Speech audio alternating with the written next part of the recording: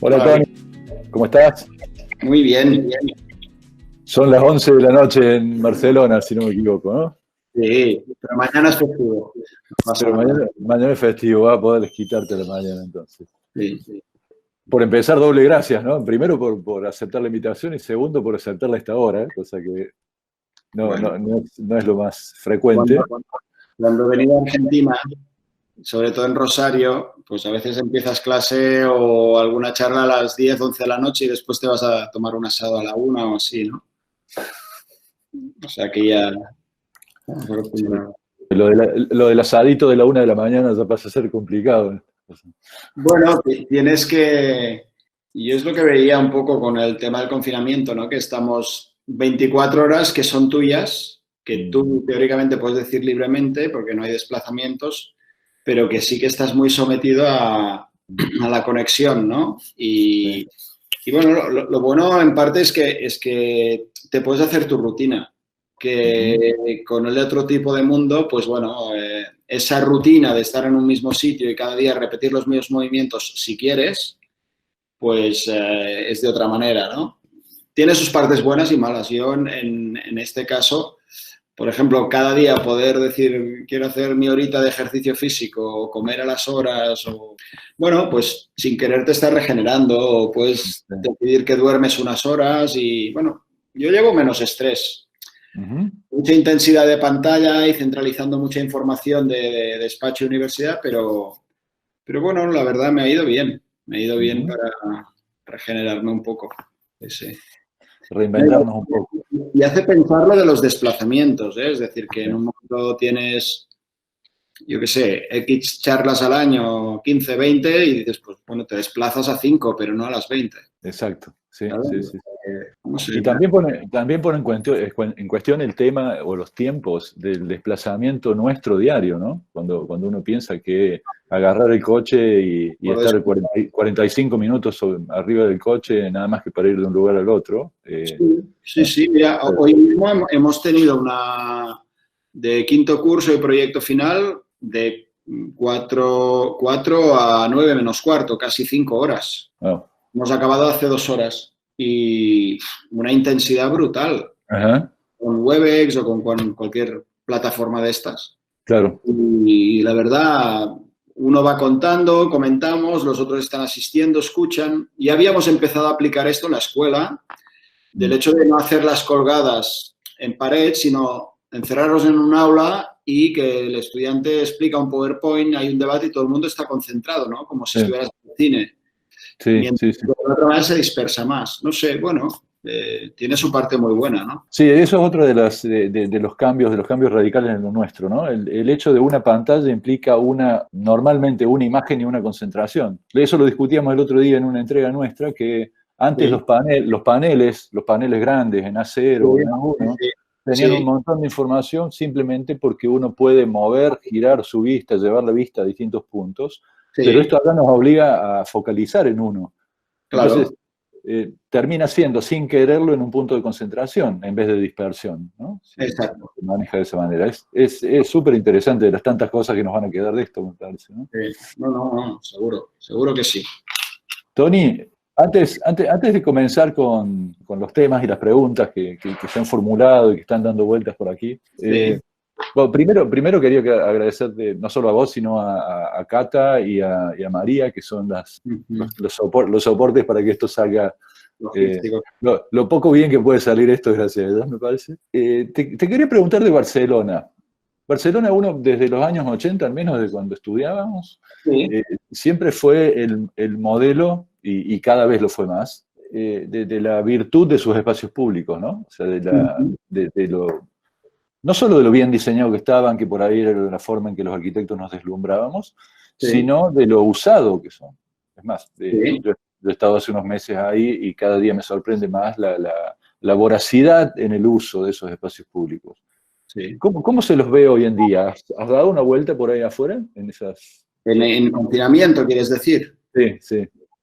No, sí, bueno, he hecho alguna salida puntual y bueno, realmente, como la mayoría de sitios, ves que hay otra condición de silencio, que hay espacio Mm. regenerado. Pero ahora lo que ha pasado es que el espacio público es las edificaciones, ¿no? Y tú has estado, creo, pues casa de espacio, estamos en último piso y ves azoteas, ¿no? Y ahí sí que hay una reflexión importante porque ves que hay azoteas previas a hace 15 años, de todas las edificaciones anteriores de hace 15, 20 años, que no había el código técnico, que no había este clima único todo el año entre 19 y 25 grados y que no existían esas máquinas para mantener ese clima que normalmente en los edificios nuevos están en la cubierta, que cuando tú haces un edificio de nueva planta de vivienda, por ejemplo, yo cuando en el concurso de Salou en 2007 se propuso la comunidad arriba, ¿no? De poder llegar y no se permitió por dar el sitio a las máquinas, ¿no? Y ahora te das cuenta que hay personas de comunidades haciendo ejercicio en los edificios anteriores hace 15 años y los de ahora, que tenemos algunos cerca, no pueden subir. Y hay personas que tienen ventanas a norte y que no ven el sol en todo el confinamiento. Salen a la calle a pasear el perro, la excusa que sea, o no ven el sol, ¿no? Entonces eso es gravísimo. Y ahora lo típico, vosotros también debéis tener el aplauso de las 8, bueno, aquí está a las 8 todo el mundo sale a aplaudir, y el espacio público está en el plano vertical de las fachadas ahora mismo, ¿no? En balcones, apéndices, etcétera. Y la calle muy tranquila. No sé, hay momentos de que hay un poco más de tránsito de coche, pero mucho silencio ha habido en momentos. Es increíble pensar que las ciudades nuestras podían estar en silencio en algún momento, ¿no? Exacto. No, increíble. Sí, tremendo. Pero bueno, es la nueva condición esta y yo creo que nos toca adaptar y supongo que durante la charla, bueno, durante el debate, porque creo que el formato creo que lo interesante es pasar la palabra a las personas que asisten, ¿no? Entonces, a partir de ahí saldrá lo que saldrá y manteniendo un poco el soporte de la presentación de Barcelona de hace 10 días, creo que fue. Exactamente. ¿Cómo me decías con esto de pasar la pelota de la estrategia de Johan Cruyff? ¿El rondo se llamaba? Sí, bueno, una cosa que nosotros comentábamos en la escuela, en este caso en Reus, cuando empezamos con los estudiantes, ¿no? Que yo creo que la analogía con el rondo de Cruyff o Guardiola, que las personas que llevan el entrenamiento, cuando reciben la pelota, en ese tocar y tocar rápido, la virtud es que la suelten rápido, ¿no? Y la suelten direccionada, en el caso de los alumnos, a quien creen que pueda dinamizar, activar, ¿no? Pero dar protagonismo un poco al equipo. Y en este caso el equipo es el auditorio, las personas que quieren asistir a la charla, que son los que tienen las inquietudes, ¿no? Claro, sí, un tronco común, un guión que puede ser ese PowerPoint, pero bueno, que al final es hablar tomar el pulso un poco de lo que la sociedad en ese momento se está planteando alrededor de la arquitectura, del hecho de habitar o lo que vaya saliendo, ¿no? Un poco que todo está relacionado. Sí, señor. Entonces te voy a hacer caso y vamos a pasar directamente a usar algunas de las preguntas. Hemos tenido varias preguntas en Córdoba también. Tony había tenido muchas preguntas en Barcelona. No sé si lo leyeron, pero la idea es, de alguna manera, Tony ponerse en el rol de ir trasladando inquietudes de un lugar al otro. De aquí a una semana creo que tienen en Granada, si no me equivoco. O sea que se seguirán sumando inquietudes que, nada, hacen de esta situación global más particular y más interesante, me parece. Yo traté de hacerme, y esto lo vamos a ir viendo, Tony, si te parece, traté de hacerme algunos grupos con las preguntas que teníamos en Córdoba, como para empezar. Uniendo algunas que tenían cosas en común y que cada una tiene particularidades, pero de cualquier manera vamos a tratar de empezar así. Las primeras tienen más que ver con las primeras que elegí al menos, más que ver con una cuestión de la pregunta sobre la técnica y la artesanía. Una pregunta, por ejemplo, dice, ¿te parece que el escenario actual pone en cuestión el uso artesanal de materiales y técnicas? Esa es una. Y después hay otra que dice materialidad y recesión económica. Es decir, las dos estarían planteando el tema de la técnica y de la artesanía, que son muy presentes, están muy presentes en tu obra, pero por otro lado también las ponen en jaque de acuerdo a la situación contemporánea. Vale. Bueno, yo voy a por la primera. Podemos hacerlo hablando o en algún momento ilustrar tú mismo, si en un momento has mirado el PowerPoint también y te sugiere algún lugar, más que decir yo, también puedes decir tú si quieres ilustrar con alguna imagen de la que hay en el PowerPoint. Pero yo lo que diría, el escenario actual, de momento plantearía otra pregunta. ¿Cuál es el escenario actual? Me imagino que se está hablando de un supuesto primer mundo. Ese escenario actual, ¿en qué cultura se da?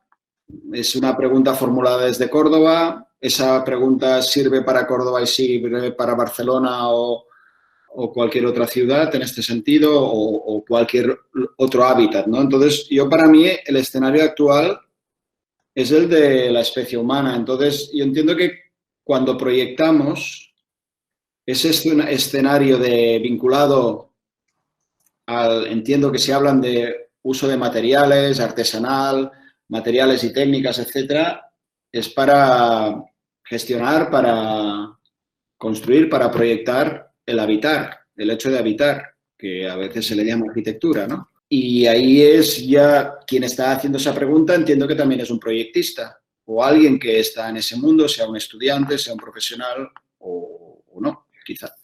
Entonces, ¿para quién estás proyectando el que hace la pregunta? Y para el que hace la pregunta, ¿qué es ese escenario actual, ¿no? Es decir, cada proyecto, cada necesidad tiene un contexto de trabajo donde a lo mejor pues, un profesional se puede plantear que el cliente manda, el cliente me pide esto, la normativa me pide esto, pero tú como proyectista eres libre de trabajar esas condiciones que en algún momento pueden ser negativas y darle la vuelta, ¿no? Es decir, yo personalmente me he dedicado siempre a que ese escenario actual es el que tú crees que es el óptimo, el mejor para las personas que van a habitar ese lugar que estás trabajando. Y en consecuencia me he planteado la materialización de esas ideas, de ese proyecto.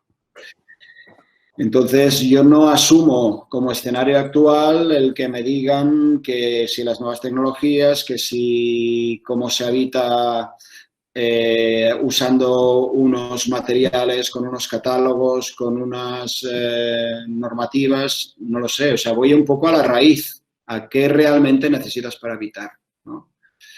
Y en este sentido, el uso artesanal de técnicas, más que el uso artesanal como tal, yo entiendo que la actitud tiene que ser artesanal. En este sentido, esta imagen que has puesto, ¿no? Es decir, esto es un pueblo que está a 50, 60 kilómetros de una gran ciudad, es un lugar de paso. Las personas que experimentan este lugar, sea en fin de semana o en una visita concertada, porque hay un tema arqueológico y tal, son personas del escenario actual. Entonces, esas personas de ese escenario actual, en este caso, en un momento determinado pueden necesitar estar a la sombra en un clima continental que en verano pues, puede ser muy caluroso y muy extremo. Si pones la sección, ¿no? O la imagen que se ve en sección, esta operación, o sea, esto simplemente, ahí, correcto, esta. Ese plano inclinado da a la plaza de llegada a este lugar y ahí pues hay la llegada de un camión que en ese plano inclinado hay una trampilla por donde puede tirar los pellets a un depósito que hay debajo. Y ese depósito, enfrente tiene la caldera de biomasa. Caldera de biomasa que tiene esa chimenea de ladrillo que veis, que es por donde combustiona, ¿no? Pues ese plano inclinado también está lleno de tierra. Y ahí lanzamos 5 varillas de diámetro 20, empotradas 1,5 metros, volando 4,5 metros. Por gravedad, la ley de la gravedad genera esa curvatura por peso propio y las trepadoras, estando en el mismo plano, trepan por él, repartidas con un mallazo de diámetro 4, y si pasas la siguiente, el material Parthenocissus quinquefolia, esta de aquí, que veis que tiene el detalle constructivo de enroscarse cuando tiene un elemento lineal, que es la varilla de diámetro 4 milímetros, que es ese mallazo, construye esa urdimbre. Y a la vez veis que ahí hay algunas gotitas de agua, eso es la evapotranspiración de la hoja, con lo cual genera las condiciones adecuadas para tener la mejor de las sombras, que es una sombra fresca. Bien, entonces, este material, ¿cómo se le considera? Al hierro, pero sobre todo a la hoja, que es el que te construye la sombra. ¿Qué material es ese? ¿Es artesanal? ¿Qué técnica se ha utilizado aquí? Es decir, por otro lado, podemos comprar un toldo, podemos comprar una pérgola,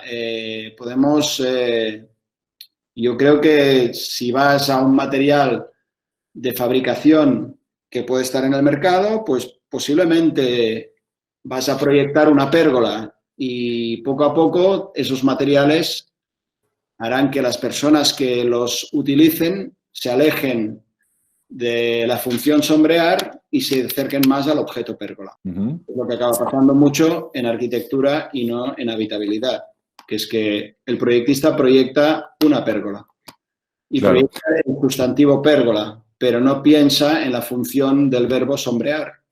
Claro, claro. ¿Bien? Tony, me parece o deduzco por las preguntas, que cuando te referías a de qué contexto estamos hablando cuando se hacen esas preguntas, sí. Quizás las preguntas, sobre todo viniendo desde este ámbito, no apunten tanto a la pregunta sobre el high-tech o sobre si la hipertecnología o la tecnología sobredesarrollada reemplaza a la otra, sino algo que me recuerda un poco a nuestro amigo en común, a Solano. Sí. Cuando hablan y argumentan mucho del trabajo de su estudio a partir de distribuir más el trabajo a la mano de obra y quitárselo al material, que de alguna manera es lo que vos estás demostrando acá también. Pensando que este contexto, quizás este contexto futuro un poco distópico, tenga más que ver con la pérdida de mano de obras en la obra, en realidad, forzada por la industria, forzada por el desarrollo de materiales siempre cada vez más acabados, y etcétera, ¿no? Bueno. Me parece que la pregunta iba por ese lado. Si te parece que este modo de trabajar, este modo de proyectar, contando con la tecnología más sofisticada, que es la de esta enredadera que mostraste, porque realmente es la tecnología más sofisticada que la biología puede seguir enseñándonos, y sacar jugo de eso, o sea, sacar provecho de eso. ¿Cómo lo ves en un mundo en el que hay todavía un requerimiento masivo, necesidad masiva de habitaciones y de lugares y de construcciones, ¿no?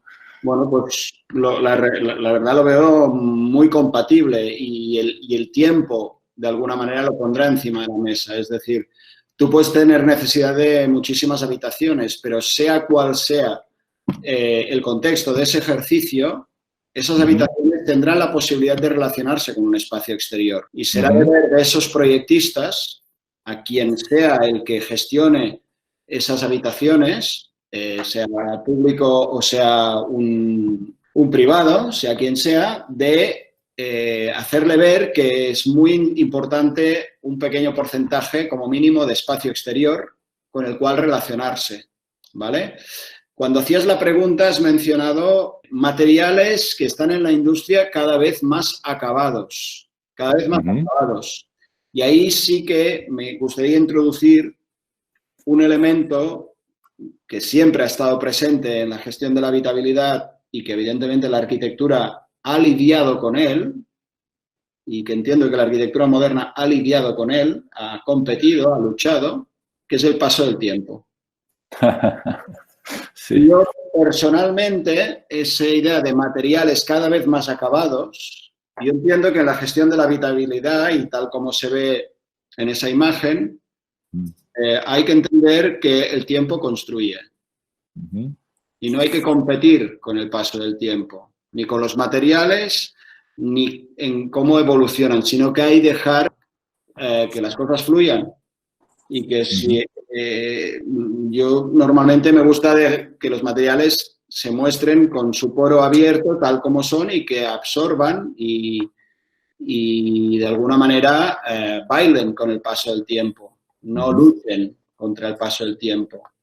Entonces, esa imagen abstracta, pulcra, limpia, que de alguna manera quiere congelar el tiempo, creo que, bueno, lucha contra y creo que se debería relajar más. Por lo tanto, uno de los materiales importantísimos para mí, creo que cada vez será más las condiciones que nos hagan llegar a la esencialidad del habitar, nos harán entender al final a la mayoría de las personas que habitamos el planeta que el tiempo construye, es decir, que te tienes que adaptar, que tienes que coevolucionar con lo que te rodea en el momento de habitar y que, como hacen los otros animales, nada más. Nosotros somos los únicos que imponemos y no entendemos lo que nos rodea.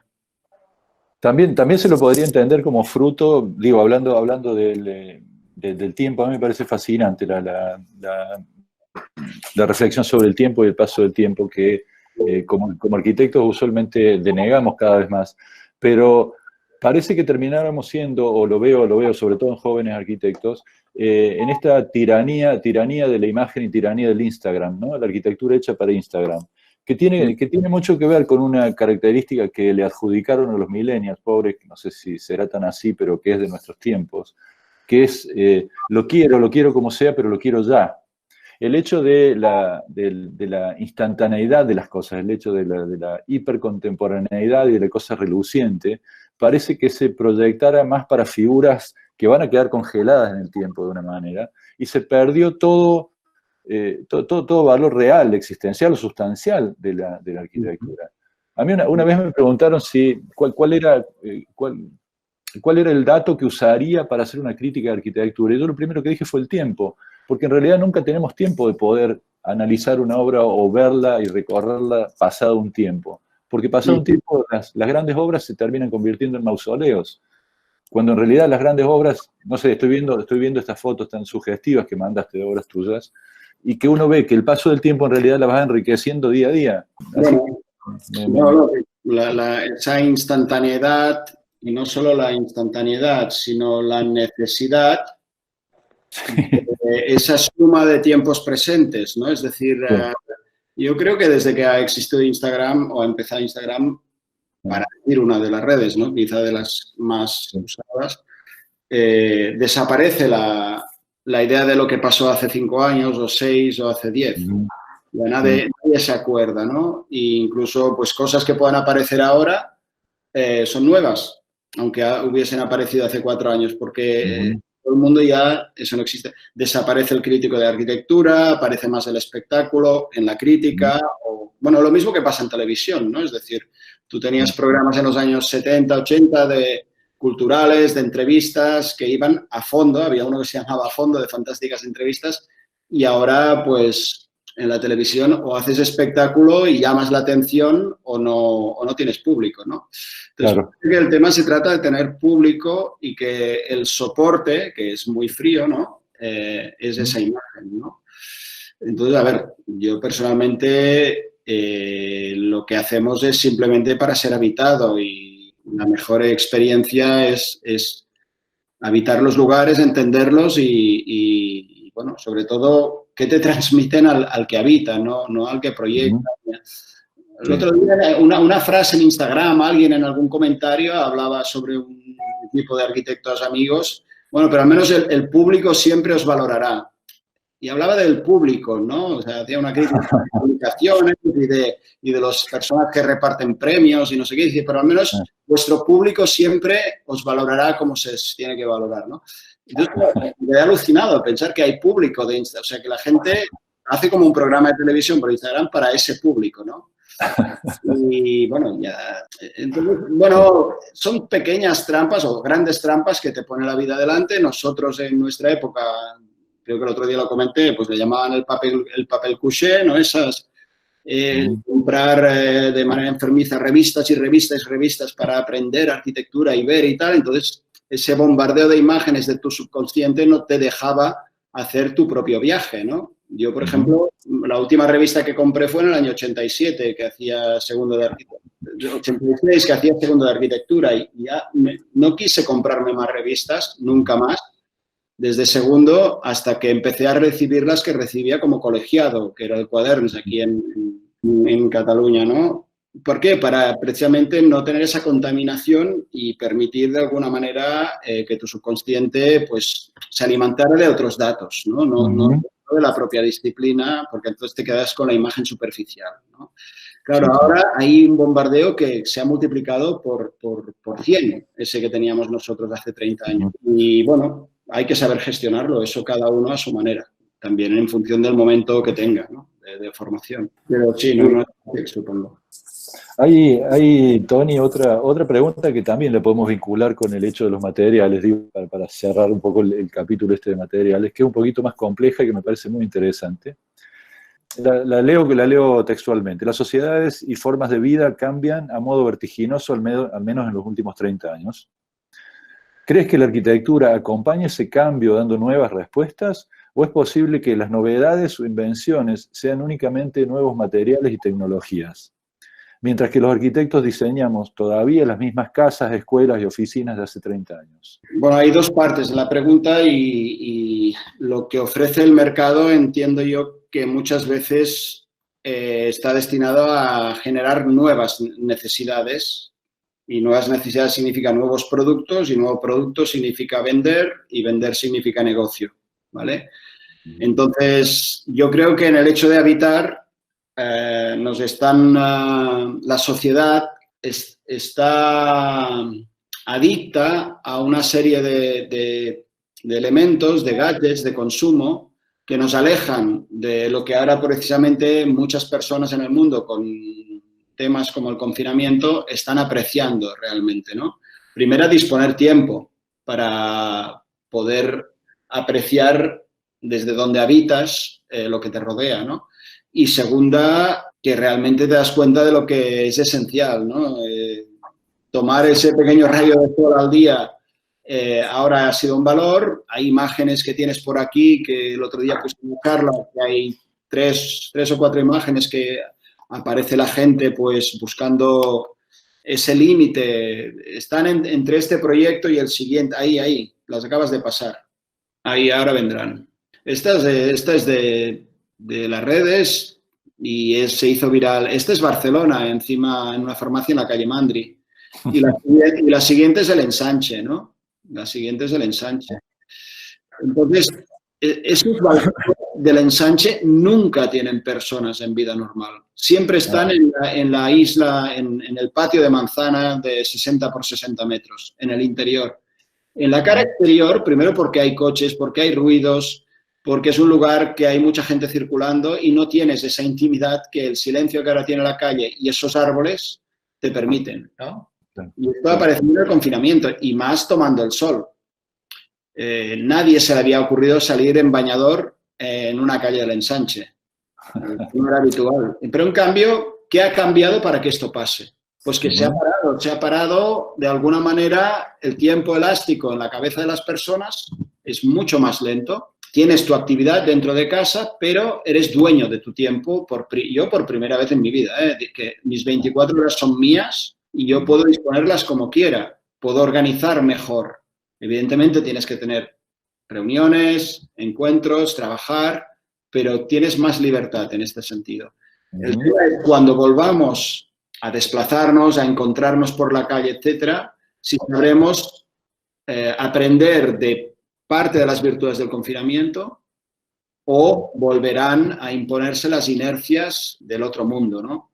Claro.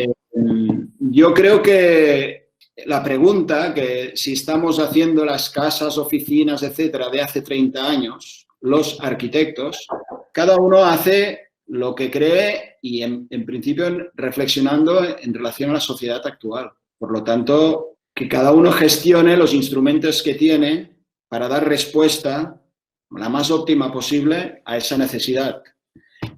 Yo no creo que en este caso el colectivo que se dedica a la arquitectura proyecte cosas de hace 30 años. Sí que pienso que en algún momento hay como una impronta muy fuerte, en gran porcentaje, aún de esa pisada del movimiento moderno, ¿no? Que sin querer, un subconsciente que dicen eso era arquitectura y el resto no. Y yo para nada lo creo así, ni nunca lo he creído. Es decir, cada época ha tenido un planteo en relación al momento y hemos de saber leer lo que pasa ahora, lo que pasaba hace 10 años, lo que pasaba hace 20, ¿no?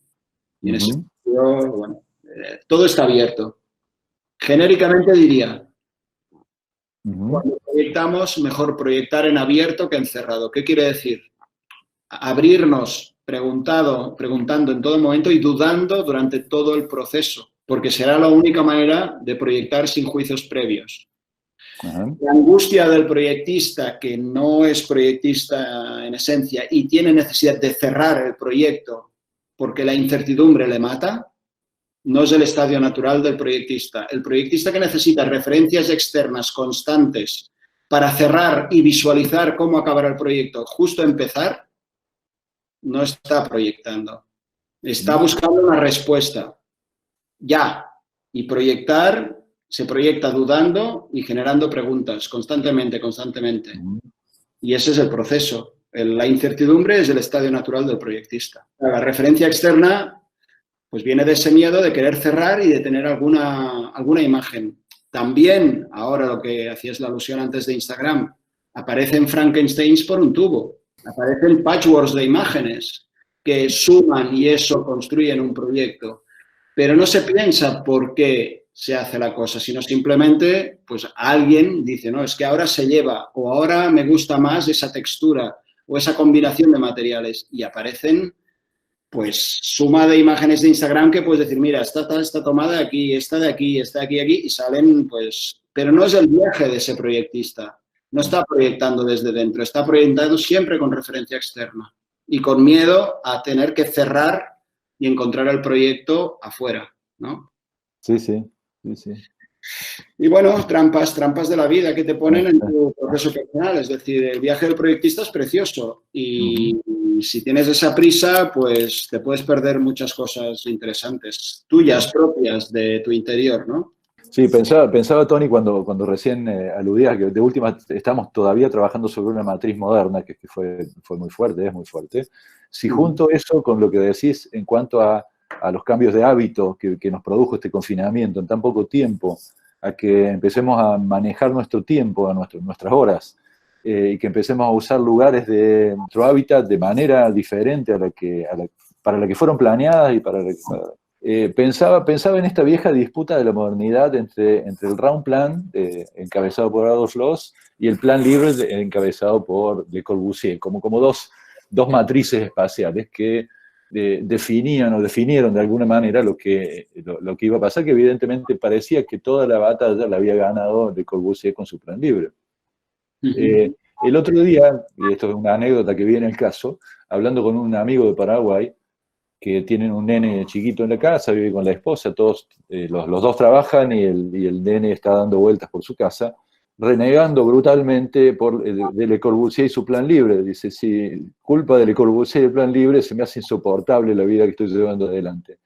El hecho me pareció muy simpático, pero también te termina, me parece, este tipo de situaciones, terminan haciéndonos replantear frente a esta incertidumbre del proyecto, en contra, no sé si en contra, pero al menos poniendo en jaque las recetas, ¿no? Que me parece que es un poco también lo que decías, en que el proyecto debe ser un proyecto abierto como tal y como búsqueda, que por otra parte, por los dos proyectos de vivienda colectiva que tenés, los dos son interesantísimos, después si quieren los pasamos un poco más en detalle, pero en los dos veo que has tenido que manipular entre todas estas cosas, o sea, en cómo otorgar la mejor ventilación cruzada, pero también ese cambio temporal que implican los cerramientos y la permeabilidad de los cerramientos, asumiendo el cambio que el tiempo produce y que la gente produce. Bueno, nada, no era una pregunta esto, era un comentario que quería hacerte porque la verdad que... Mira, yo si quieres, podés... tengo el PowerPoint a la izquierda. ¿Sí? Yo creo que hay una imagen interesante que podrías, pero déjame buscar el número. La 266 a la 277. Yo creo que eso del proyecto abierto o de hasta qué punto existe la receta, ¿no? Y yo lo contaré a mi modo de entender y lo contaré desde un proyecto que a mí me sirvió mucho. Quizás el proyecto para mí más importante, que es este, que tú le llamas de los sapitos, ¿no? Sí.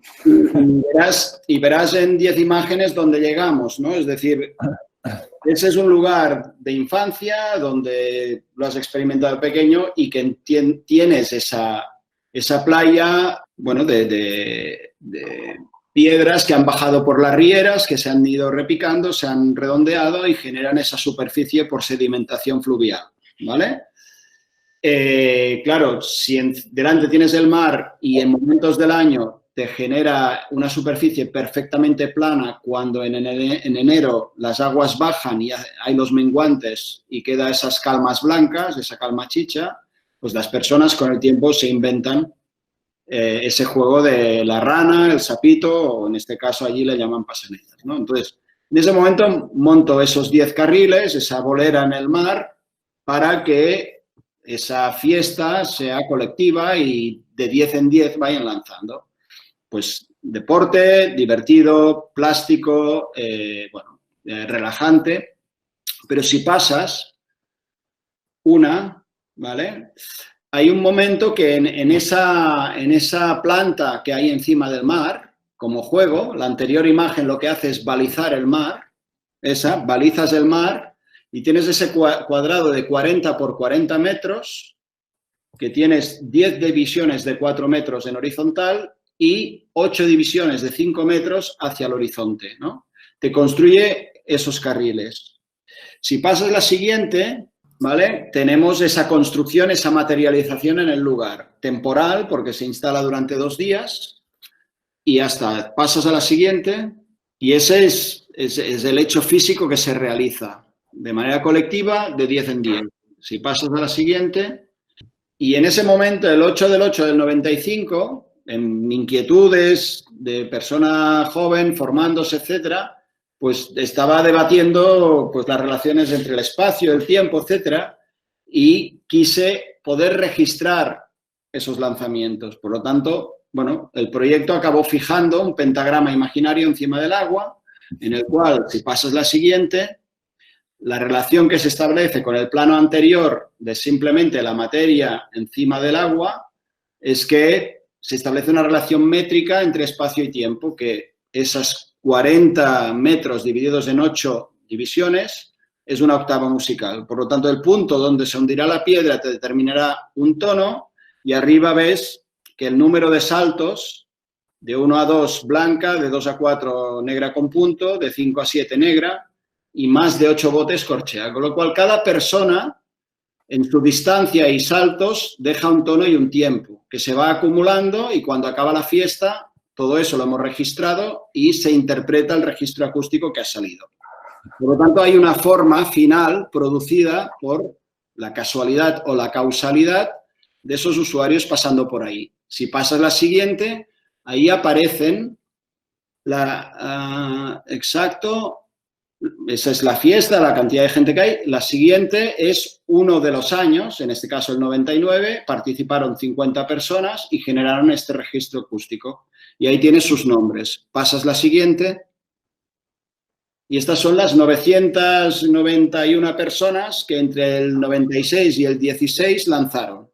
Y con eso, en el 20 aniversario, montamos una Sinfo Suite que un director de orquesta amigo generó las reglas del juego para que 14 compositores, en 20 años habíamos hecho 14 ediciones, cada uno, con las reglas del juego que el director daba, montara su fragmento de la Sinfo Suite. Y él, como director, enlazó. Y salió una Sinfo Suite de 60 minutos que se interpretó en el Festival de Música de Cadaqués. Bien, el proyecto es así. El siguiente mapa o plano son esas 996 personas colocadas encima del mar, donde ellos, cada uno de ellos, en 20 años dejaron su piedra con el lanzamiento.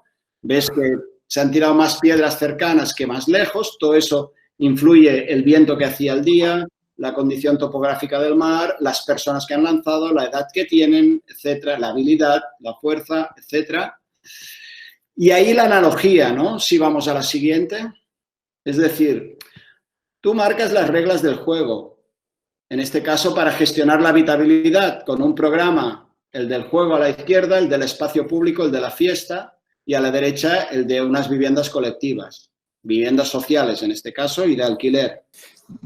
Ahí tú tienes unos balcones que miden 1,70 m de profundidad, muy diferente que si miden 1,20 m. Si miden 1,70 m, ese voladizo se consigue al promotor que consigas construir 1,70 m de voladizo, pues ahí te cabe una mesa y puedes hacer actividades. Si ese espacio de cada uno de los hábitats tiene un porcentaje de sombra y un porcentaje de sol, puedes decidir cómo interpretas. Si tienes esa urdimbre de esos hilos de hierro y una de ellas pasa a 2,20 del suelo, para riostrar toda esa estructura, puedes colgar la toalla, puedes colgar un toldo, puedes adaptar tus necesidades a eso.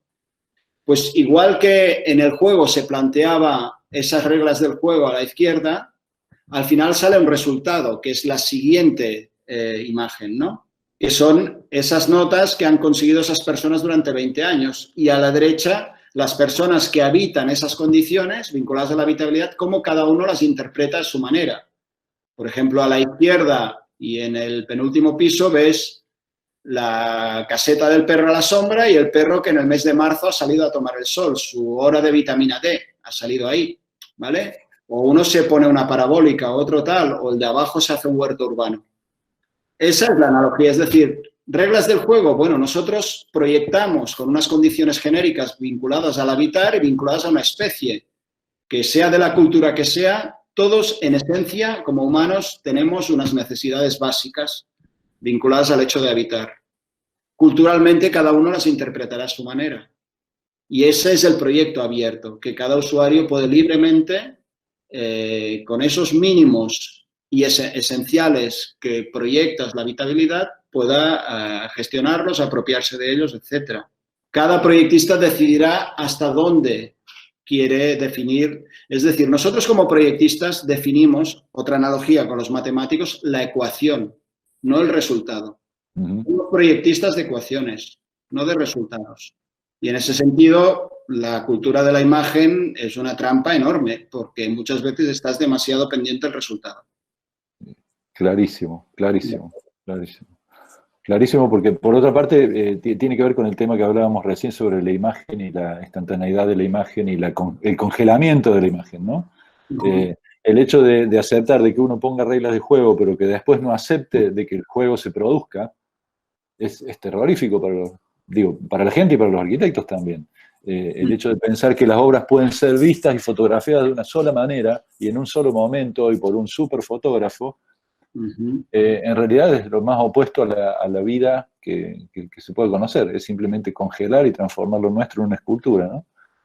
Bueno, hay que ser consciente que es un medio, pero no es el trabajo que desarrollas. Es algo para comunicar, bueno, pero no, o sea, yo no entiendo cómo se puede valorar la arquitectura sin haberla experimentado con los 5 sentidos, ¿no? Y muchas personas emiten juicios de valor de un continente a otro simplemente por imágenes que ven.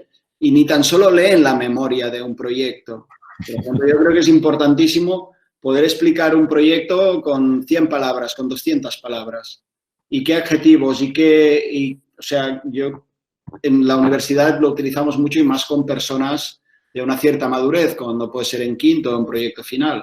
Intenta tu proyecto de investigación, que puede ser tu proyecto final o el proyecto del curso, pero ya no le llamamos proyecto de curso, le llamamos proyecto de investigación. Con 200 palabras, ¿cómo lo definirías? Con 500, con 200, con 100 y vamos metiendo cada vez más condiciones restrictivas, porque tengas la esencia de que tú visualices qué realmente estás proponiendo y sepas qué es lo que estás proyectando y trabajando. Pero que un concurso se gana con una buena memoria, los concursos buenos, no con una buena imagen.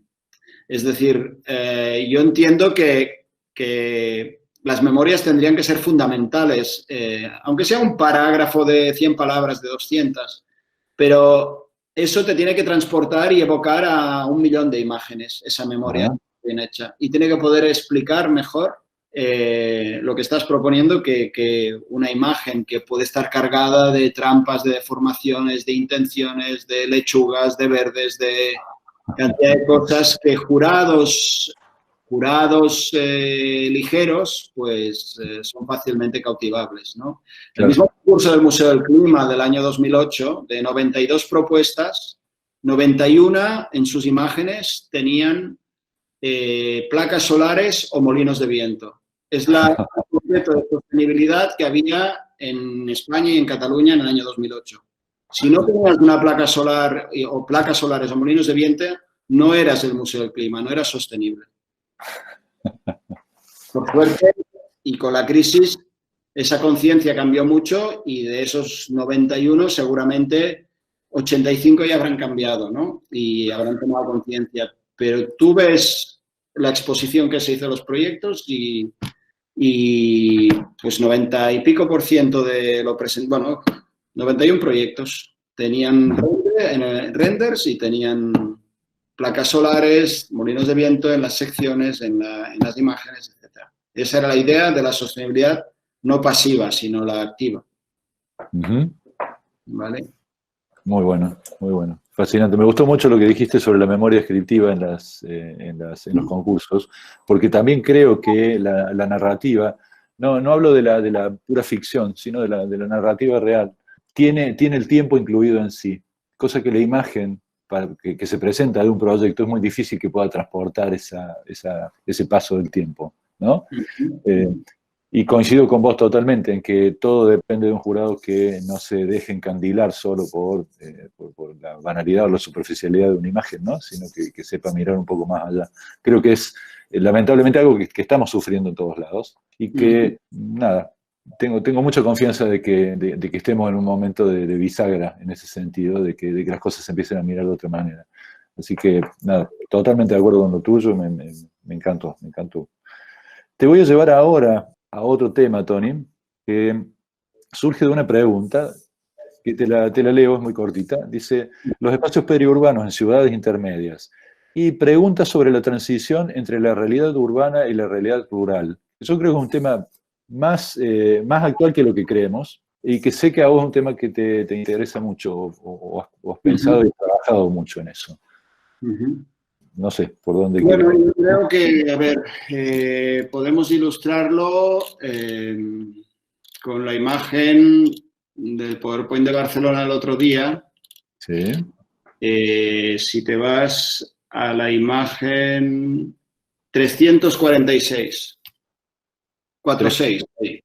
Dale. 346, ok.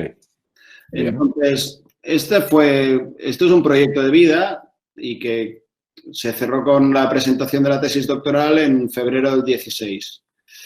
Pero bueno, fue conscientemente 15 años, rozando el tema 20 y pico y subconscientemente, pues yo creo que desde el principio prácticamente, ¿no? Y simplemente era una tesis sobre una geografía en arquitectura y que, aunque el tema en su momento, en el año 98 presenté Arquitecturas espontáneas y reflexiones sobre constantes en arquitectura, refiriéndome un poco a las arquitecturas de los no arquitectos, el objeto de estudio por un momento que se definió con la península del Cap de Creus, una topografía en el tiempo.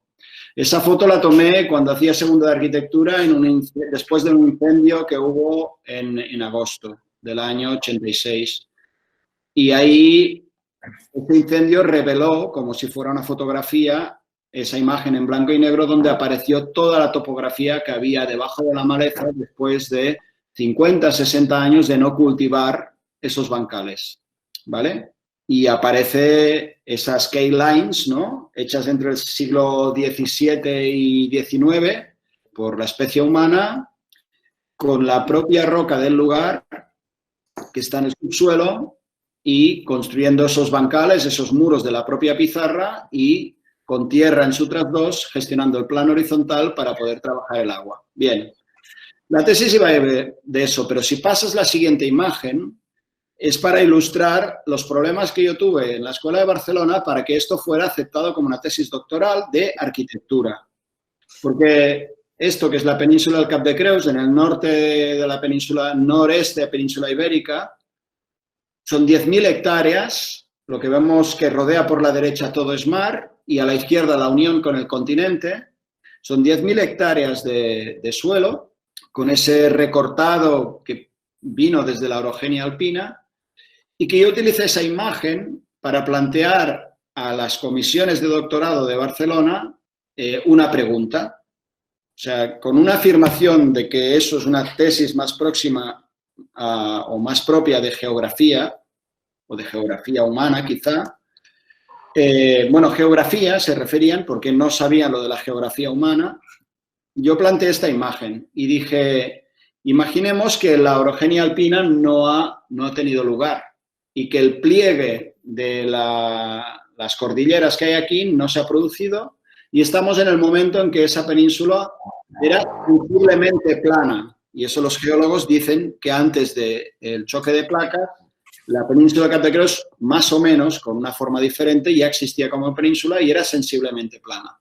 Es decir, si eso hubiese llegado así a nuestros días y hubiese aparecido la especie humana, probablemente por su posición geoestratégica en el Mediterráneo, una ciudad se hubiese implantado ahí. Y les hago el ejercicio y pongo a un 80.000 la siguiente imagen, que es una ciudad más o menos conocida, en este caso es Barcelona, retirando un poco la línea de costa hacia el interior para ver la diferencia de los límites y midiendo esa península y cambiándole el programa de esa península parque natural en este momento por una península urbana. Y les pregunto, si esa ciudad existiese y además, y pasas la siguiente imagen, estuviese toda ella construida con el mismo material y en seco, ¿sería objeto de una tesis de arquitectura si no se hubiese escrito nunca nada? Y me dicen, sí, pero lo que hay ahí es un parque natural. Entonces les paso a la siguiente imagen y les digo, no, ahí hay construidas todas estas líneas, que en este caso son solo las divisiones entre las parcelas agrícolas construidas con muros de pizarra, los caminos principales para llevar los animales, que se llaman carreradas, que van encarrilados entre muros para que no se escapen, y esas trazas son construidas por la especie humana para organizar y gestionar un programa agrícola. Por lo tanto, como he estudiado arquitectura para aprender a proyectar la habitabilidad en todo el planeta y con cualquier tipo de programa, creo que esto puede ser una tesis de arquitectura. Porque ellos me decían, los arquitectos, una tesis de arquitectura tienes que hacer una tesis sobre algún edificio, sobre algún personaje de la historia de la arquitectura o si quieres cambiar de escala sobre la ciudad, entonces sería de urbanismo. Y yo les hice esa reflexión. Siguiendo con la reflexión, en la siguiente imagen ves lo que en ese momento la sociedad y aún ahora tiene, que es esa península, que es un parque natural. Este es el mapa que te dan en el parque natural que define el marítimo, con esos azules que son 13.000 hectáreas, y el terrestre que son 10.000, marcándote las zonas de reserva integral o que es la de arriba de todo con naranja, las zonas urbanas en rojo y otro tipo de zonas más o menos protegidas en esas gamas de verdes. Y en el siguiente plano es el plano de la editorial alpina de 1,25.000 que se reparte cuando tienes visitar ese parque natural. Y fíjate que en el verde hay curvas de nivel. Y puntualmente algún nombre que te habla de alguna edificación rural, de alguna barraca, de alguna masía, etcétera, pero hay curvas de nivel. Y esto aún se reparte así. ¿Vale? Si vamos a la siguiente, hago una abstracción de todo eso en dibujo y dibujo el imaginario de la sociedad con el parque natural terrestre con curvas de nivel, el parque natural marítimo en blanco y las manchas de tinta negra, las construcciones humanas. Y en el siguiente plano hago la abstracción diciendo blanco natural, mancha de tinta negra, construcciones humanas. Y en el siguiente plano pongo las trazas agrícolas construidas por los humanos que dividen las parcelas agrícolas y marcan los caminos principales. Y en el siguiente, lo que aquí está en blanco está ocupado por la nueva topografía construida por los humanos. Y esos son todos los muros de pizarra sacados desde el satélite y con comprobaciones andando, si quieres ampliar, que existen ahí. Toda esa tinta es construcción humana en ese territorio, tanto lo urbano como su ensanche. Si pasas al siguiente, verás la imagen de todo eso, que es la que has visto al principio. Todo esto es construcción humana. Después tenemos parte de construcciones monolíticas que verás en la siguiente imagen que tenemos ahí, de una serie de inventarios que estamos haciendo y fichas de todos los elementos que están en el territorio. Los estamos censando, esto los últimos 4 años después de la tesis. Y en el siguiente verás el límite del plan general de ese municipio, que en este caso es Cadaqués. De la línea roja hacia la derecha es urbano, de la línea roja hacia la izquierda es natural. Cuando esas trazas construidas por nuestra especie en la sociedad agrícola iban en continuidad desde arriba de la montaña hasta el mar para gestionar el agua y los cultivos. Pero hay un momento en el siglo XX que aparece una línea que define: por aquí lo puedes destrozar todo a la derecha y a la izquierda ultra protegerlo. Ese límite se tiene que diluir. Y ahí ya viene la analogía definitiva que nos sirve para la pregunta. La siguiente.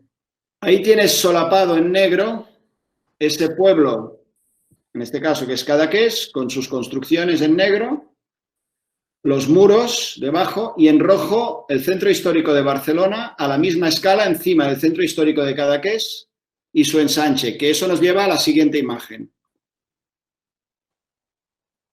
en el cual ves el ensanche y los números son la cantidad de muros que hay dentro, en metros lineales, dentro de cada isla del ensanche, y la analogía definitiva es la que viene ahora, que a la izquierda tienes un pueblo en el límite entre el Prepirineo y el Mediterráneo, con programa vinculado al mar, pueblo de pescadores, pero que tiene la necesidad de ensancharse hacia donde la tierra le permite, hacia el interior, con programa agrícola, y a la derecha tienes una ciudad con un centro histórico que tiene la necesidad, a partir del siglo XIX, de ensancharse con un programa urbano, con el ensanche Cerdà.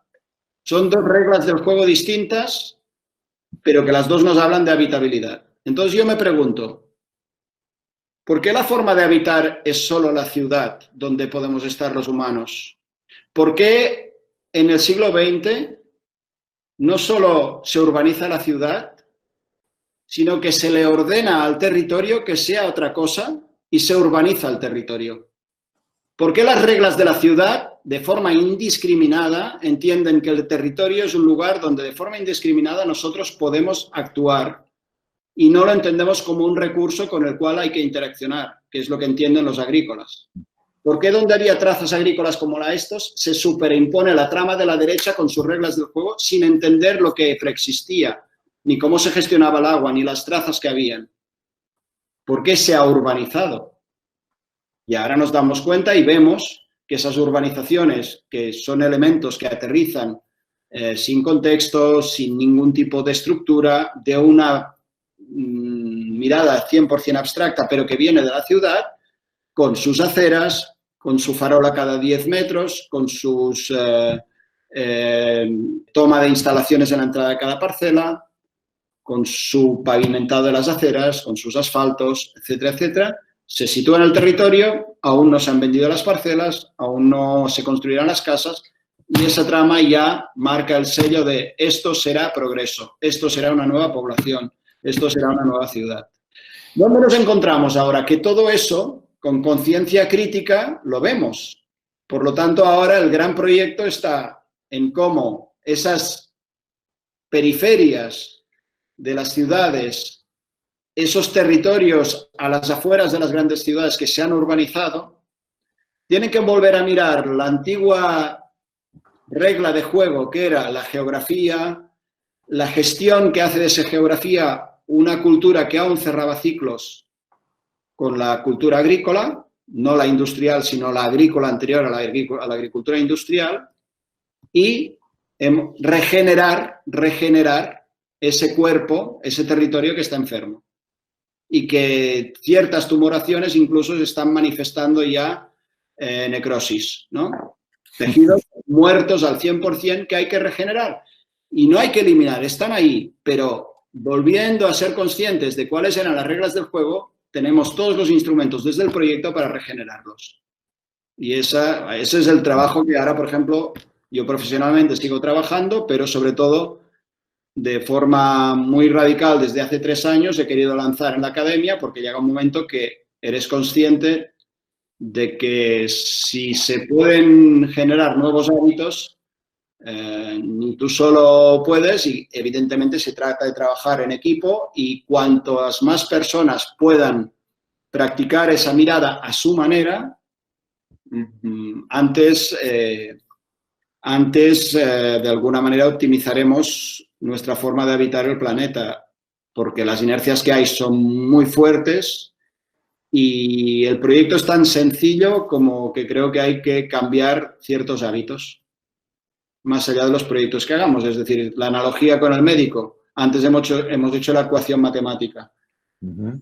Vas al médico y ese médico es un buen clínico y diagnostica bien, te hace una buena prospección, no análisis, no radiografías, sino que sabe leer tu cuerpo, te sabe escuchar y sabe ver qué te está pasando, y ese cuerpo en nuestro caso sería el territorio, pues sabrá diagnosticar qué hábitos harán que tu cuerpo funcione mejor y te recetará un cambio de hábitos. Estamos en una sociedad que entiendo yo que está enferma, está adicta. Hasta que el adicto no es consciente de su adicción, no va a cambiar. Situaciones como la actual nos hacen parar y ahora mismo hay 8.000 millones de ordenadores biológicos reflexionando transversalmente sobre cómo habita la especie del planeta, diciendo, ostras, ¿por qué hacíamos esto? ¿O por qué hacemos esto? De aquí 4 días volveremos a las inercias, la gran masa, otra vez. Pero muchos han tomado conciencia de que estaban haciendo mal individualmente y colectivamente.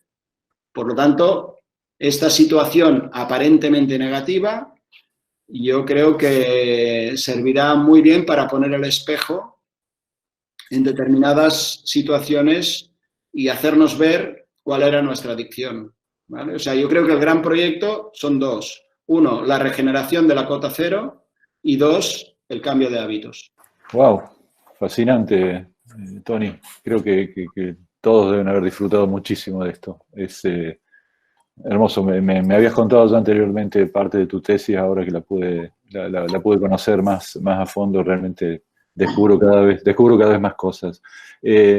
Sin entrar más en detalle, una cosa que me deja pensando sobre todo sobre la conclusión, lo último que decías, si estos tiempos nos van a permitir ponernos, nos van a permitir como humanos, no como arquitectos, como seres humanos, cuestionar ese modo de habitar voraz que se viene manejando, pensando en que esa voracidad en realidad es la voracidad del mercado. Cuando uno piensa en los suburbios de ciudades, como las latinoamericanas son un buen ejemplo de eso, de suburbios y migraciones internas y demás, y la voracidad de esos loteos que no siguen ninguna pauta más allá de la imagen de un nuevo idilio para vivir con la naturaleza, cuando toda la naturaleza en realidad está absolutamente plantada y negando lo que existía por debajo. Me gustaría creer, y en eso soy optimista, que sea la misma demanda de esos lugares la que haga o que obligue al mercado y al Estado, obviamente, que es el responsable final de todo esto, a que empiecen a mirar el modo de expansión de una manera, o al menos con una cierta sensibilidad similar a la que nos mostraste en esto, similar a lo que nos mostraste en Cap de Creus. Quiero creer que este tipo de alternativas se empiecen a abrir. No creo tampoco en el Estado o en las decisiones totalitarias que digan, bueno, no, acá, como los grandes preservacionistas, ¿no? Acá está esto hecho y no se puede tocar ni se puede hacer nada. O sea, convertimos edificios, áreas de la ciudad y áreas del paisaje en mausoleos simplemente porque no somos capaces aparentemente de poder acercarnos de la manera en que vos te acercaste a Cap de Creus. Yo creo que en ese sentido es una tremenda enseñanza esto, y quiero y espero sinceramente, quizás esto es más un deseo que otra cosa, que sean estas actitudes que surjan de volver a poner las piezas en su lugar, a las que nos obliga este momento, ¿no? Sí. La verdad, dime. Yo creo que te haré un comentario sobre el Cap de Creus muy rápido y después lo que creo que yo es la segunda vuelta a lo que te he dicho, ¿no? La segunda derivada del Cap de Creus. el hecho que en la sociedad del primer mundo haya un momento que empiece a declarar parques naturales es el miedo a esa cultura de finales del 20 de la urbanización. Es decir, 60, 70, 80, 90 y 2000 se sigue urbanizando.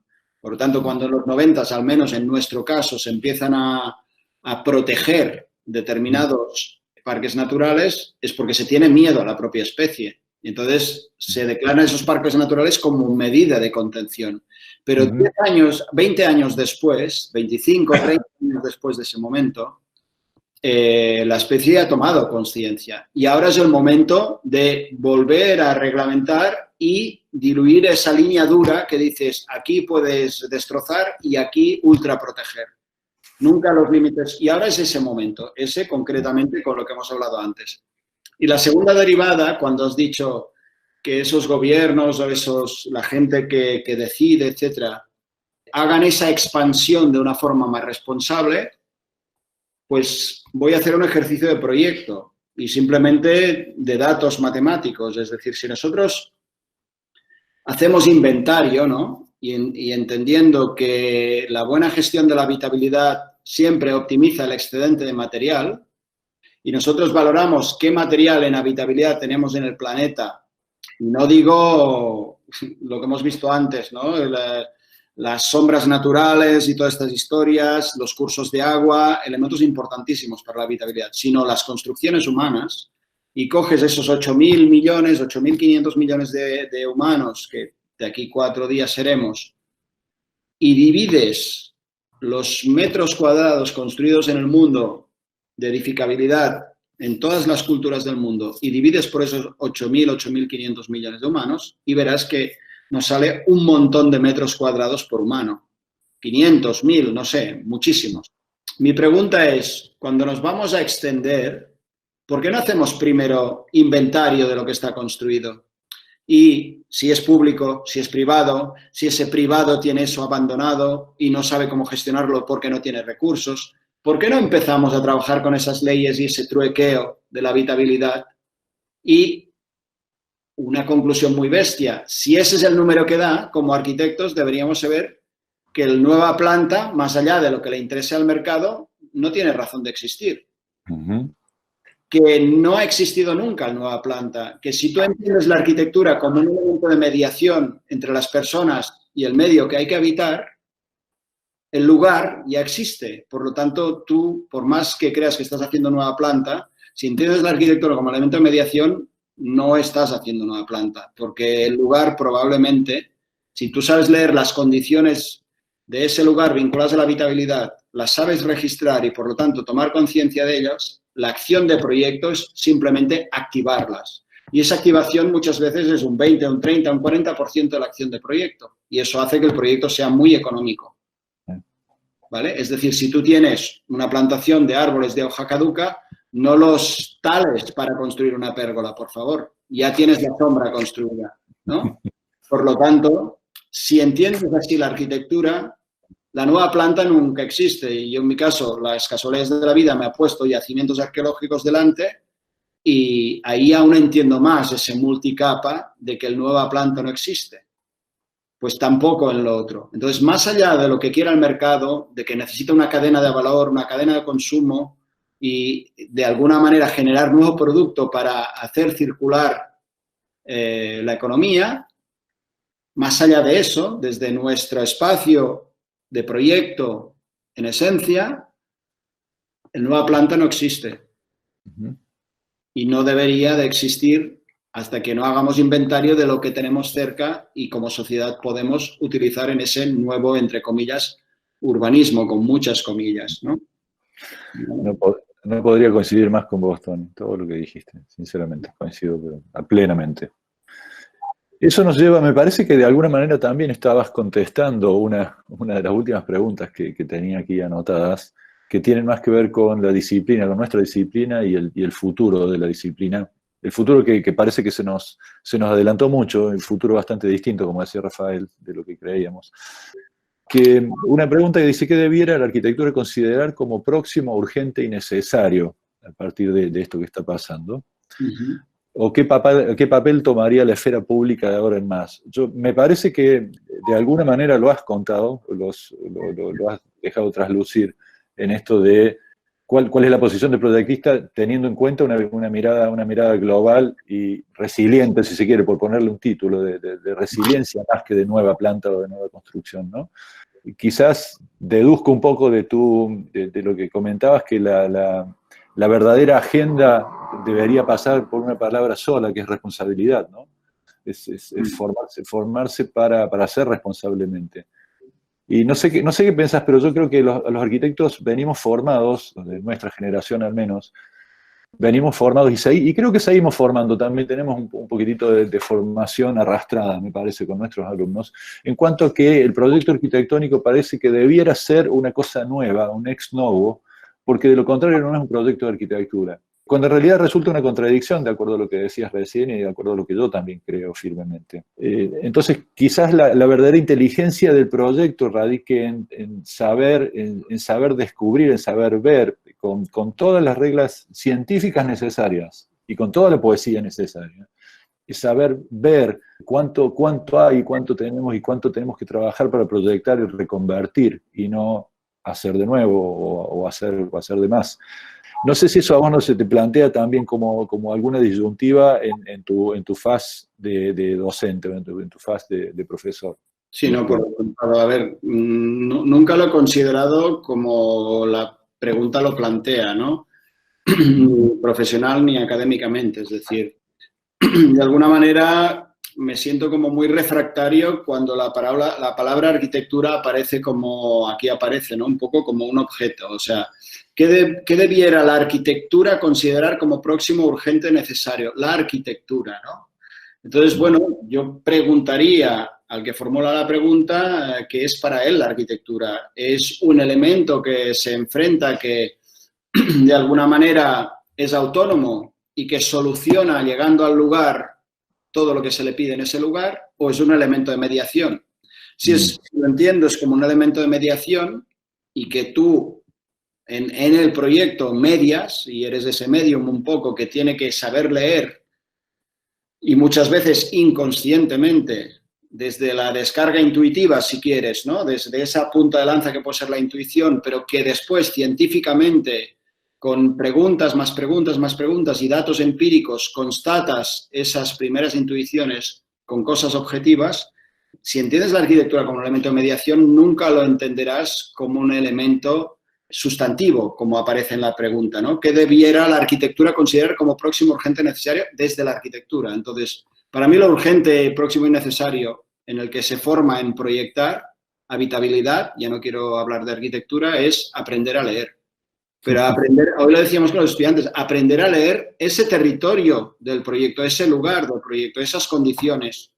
Los libros yo entiendo que están muy bien como referencia, pero no como referentes, como una referencia que cuando estás maduro de poderla gestionar, la tienes por ahí, pero que no te despiste buscando recetas en los libros. Tienes, primero que todo, como proyectista, aprender a leer el territorio,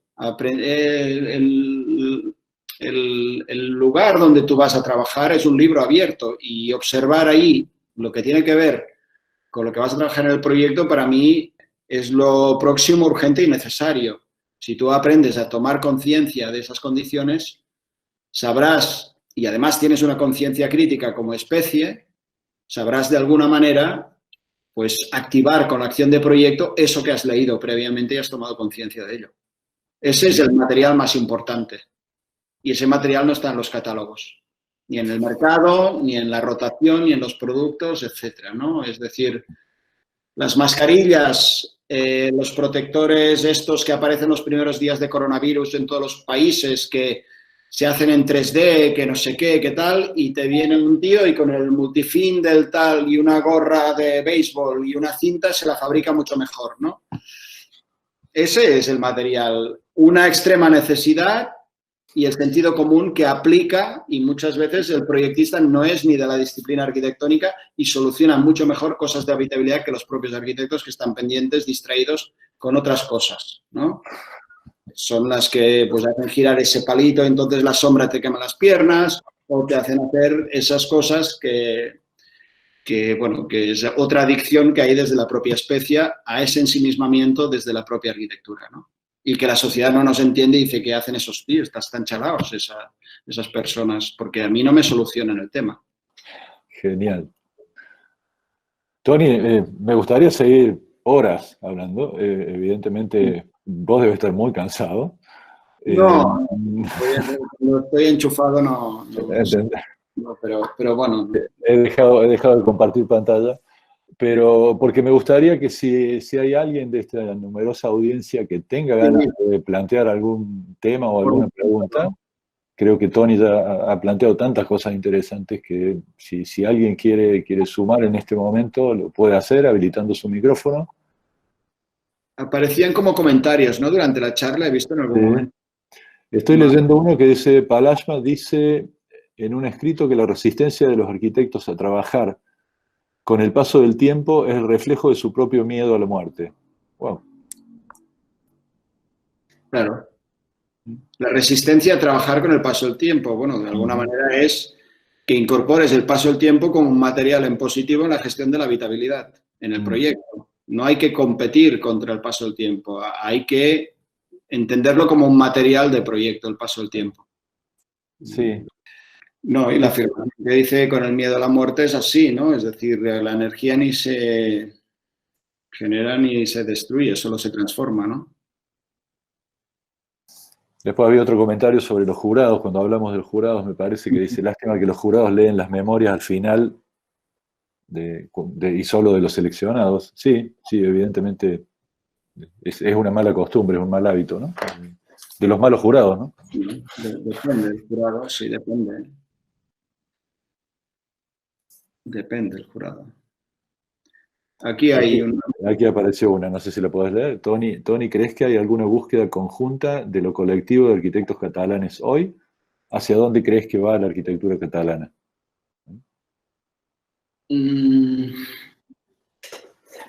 Sí que veo como una idea de grupo, de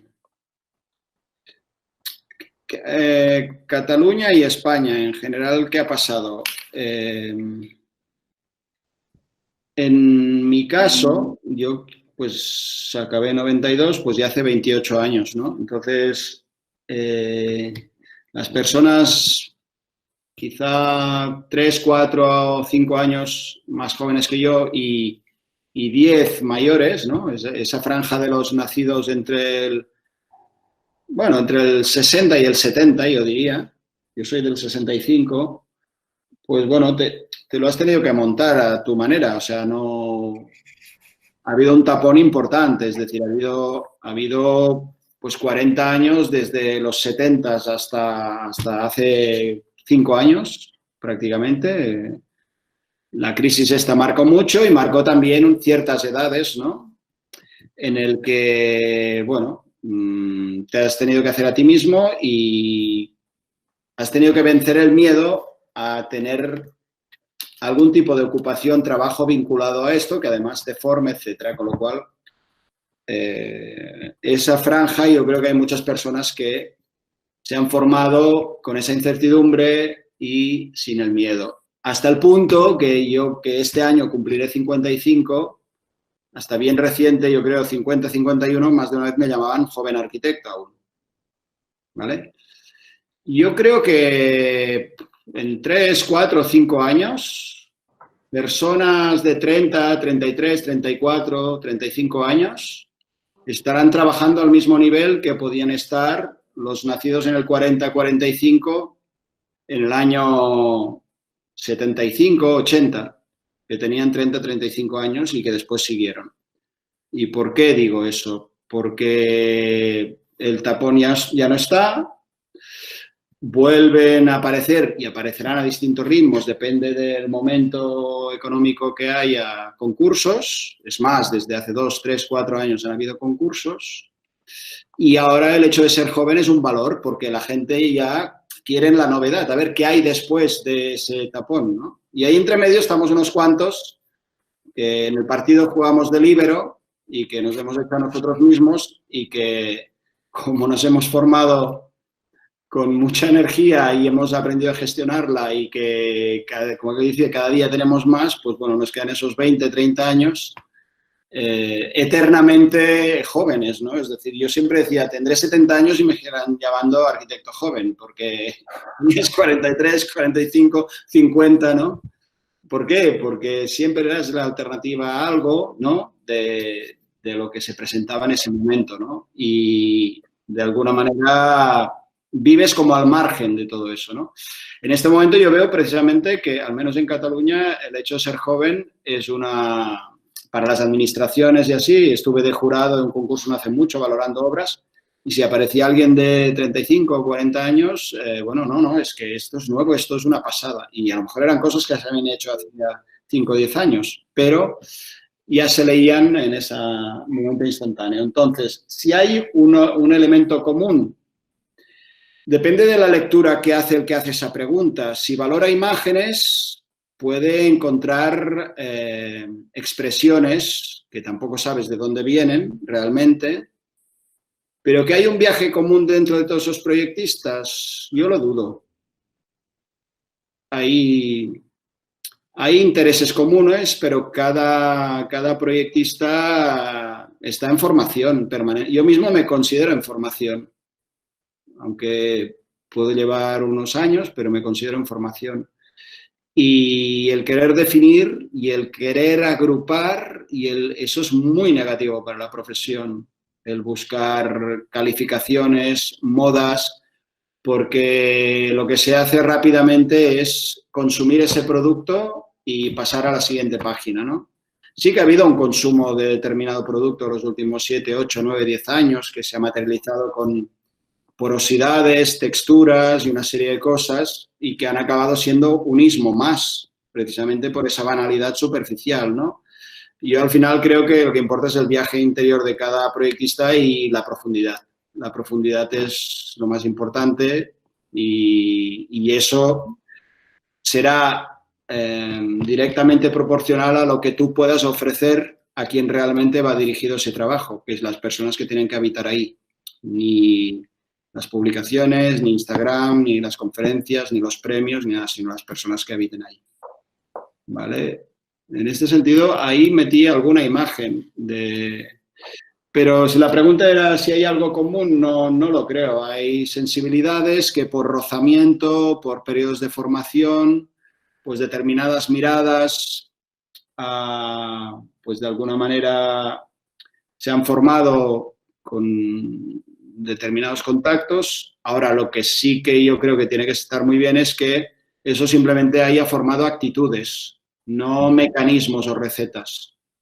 Quizá cuando alguien en formación es más joven, practica en base a receta directa, pero después, y en ese sentido yo personalmente estoy muy contento de lo que estoy viendo alrededor, ya empiezas a ver que a partir de esos 40 ya se está forjando un camino propio, ¿no? Y en ese sentido yo creo que hay una gran masa crítica interesantísima y un nivel medio de compromiso y de implicación muy fuerte. Ahora, que no distraiga esa fiesta social que incluso puede acabar en algo muy negativo, que es el lobby también, ¿no? El grupo que genera, que también es muy propio de esta época, ¿no? Y el halago permanente y bueno, que casi es como muy adolescente, ¿no? De chicos o chicas con 16 años que cuelgan una foto y todo el mundo, hostia, qué guapa que eres o que no sé qué o tal, ¿no? Entonces esa falsa modestia o esa cosa de la fiesta social también puede generar pues un poco de distracción, ¿no? Del camino, los caminos de equipos, de grupos, y esa reflexión pues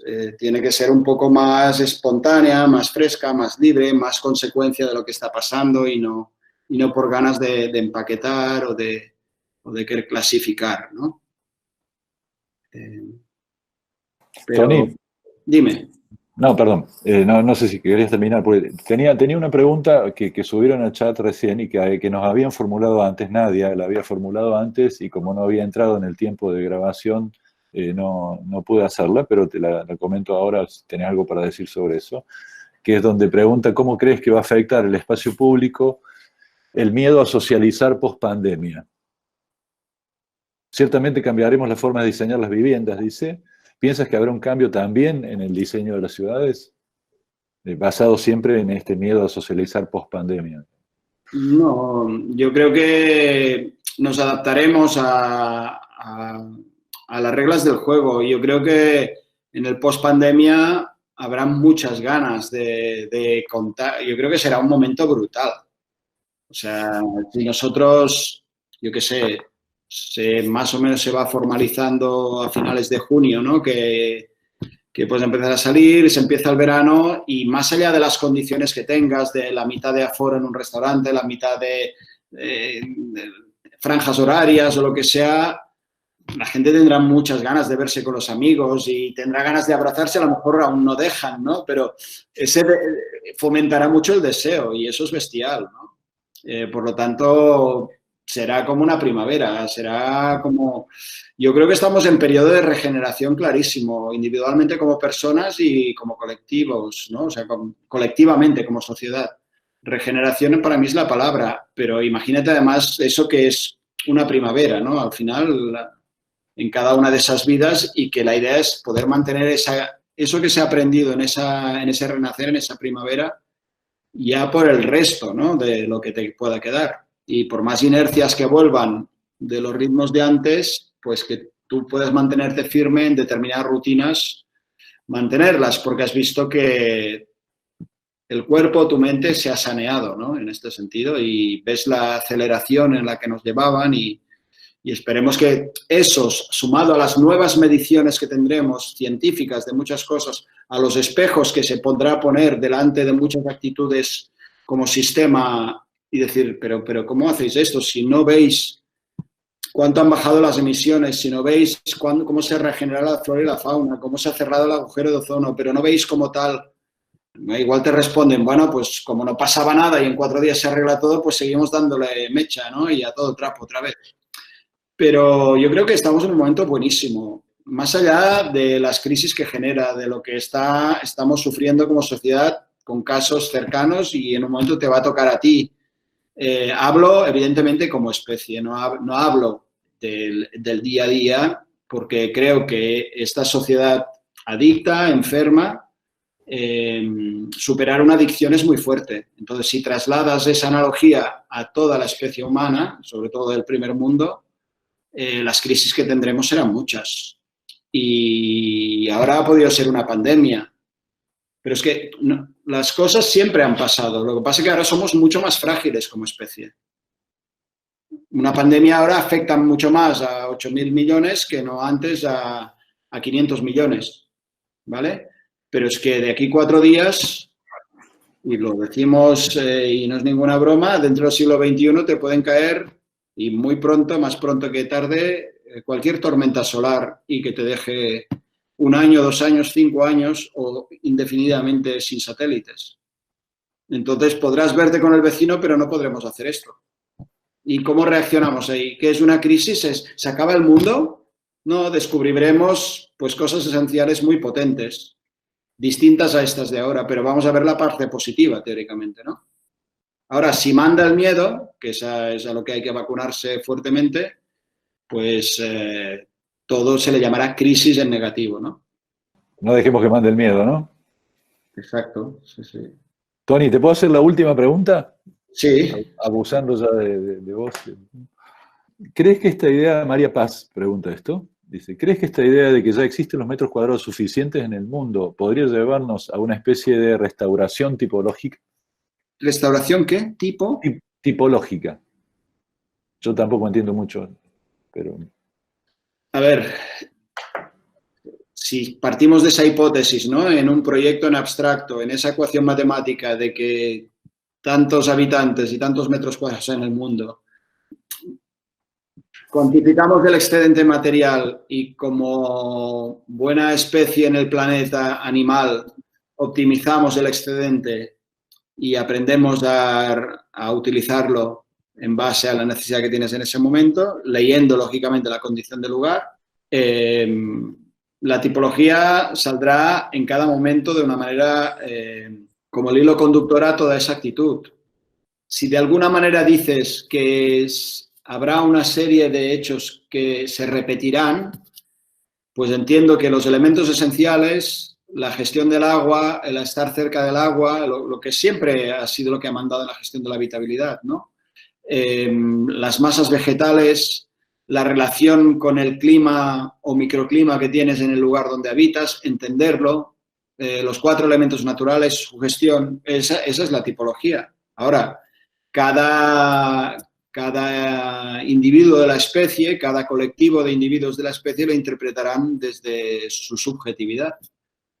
Pero el tronco común, al menos ese es con el cual yo conscientemente cada vez más intento proyectar, son esas 4 cosas que están ahí.